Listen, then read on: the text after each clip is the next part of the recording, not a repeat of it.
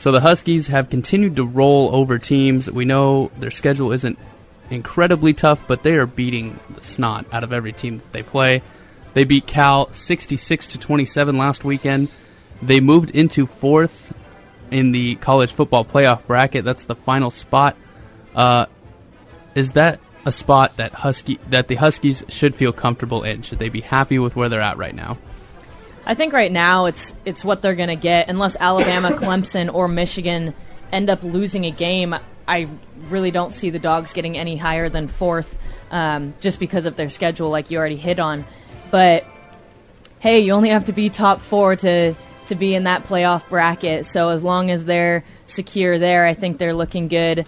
But to answer your question, no, it's not comfortable. It puts pressure on the Dogs to treat every game as golden. And, yeah, that 4th spot is not entirely secure. So that means they really got to do some work on the field.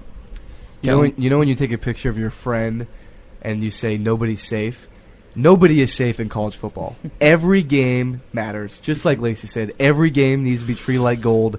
And honestly, it's hard to put your second-string guys in because they go off of scores at times. So you need to put points up on the board. Mm-hmm. Washington's undefeated. They haven't played great teams, but they are thumping them into the ground and beating them down. I have no issue at all with UW sitting at number 4. They deserve it, and they should be there. That's fair. That's fair. Drew, what do you think? I think they deserve it very well. I think they should be there. I think that their consistency is what has put them there. I think that in the eyes of the college football pollsters of that elite group that does all of this, I feel like, and all the metrics that they put into it, I feel like their consistency has played a big role in them moving up to the number 4 slot. However, they should be thankful for that number 4 slot due to their weak schedule, and they can't lose. Every game is a championship game. If they lose one game, I promise you they drop as far or as bad as LSU dropped. I don't know if you guys saw how bad LSU dropped in the polls this week. They dropped almost 13 spots in the poll this week, and Florida dropped out. Yeah, and they both have tougher schedules. The Dogs continue to be consistent, continue to roll teams. They'll stay at 4. They're not going to go any higher because they don't play a tough enough schedule to get higher than 4.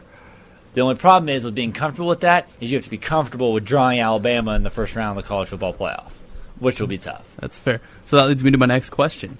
If the Huskies do go undefeated and make that college football playoff, will they get exposed for not being as good as we think they are?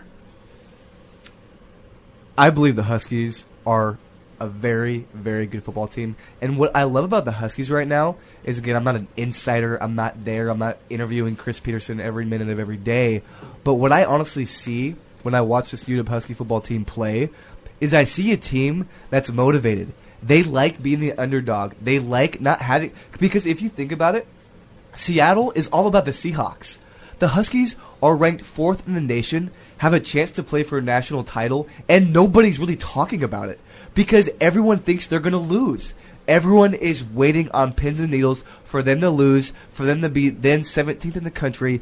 And the Huskies, in my opinion, love that. And they need that motivation because when you're a top team in the nation, they're number 4, they need something to motivate them day in and day out. And I truly believe that they believe that they're underdogs. And they think that everyone thinks that they're going to be upset, either whether it's USC, whether it's the Cougs, and I honestly think that's going to be a heck of a ball game, so I better stay away for Black Friday. But what I'm trying to say is they are motivated by people believing that they are not that good, especially on the East Coast. UW is a heck of a football team, and people need to start appreciating it because it can go by so fast. Even if they lose a game, they're still a great football team. Give them credit.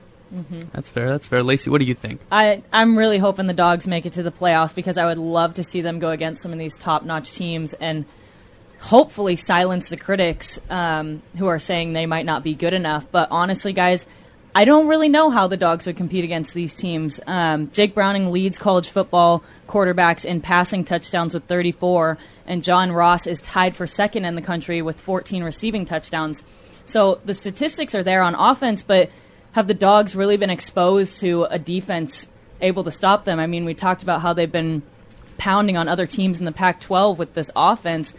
They haven't really been exposed to a defense capable of stopping them. But I'm really interested to see an outcome of a game against Alabama, Clemson, or Michigan. I think I don't doubt the Dogs at all, but I think Kellen hit on it. They definitely are underdogs, and that can give them some momentum. Underdogs, no pun intended.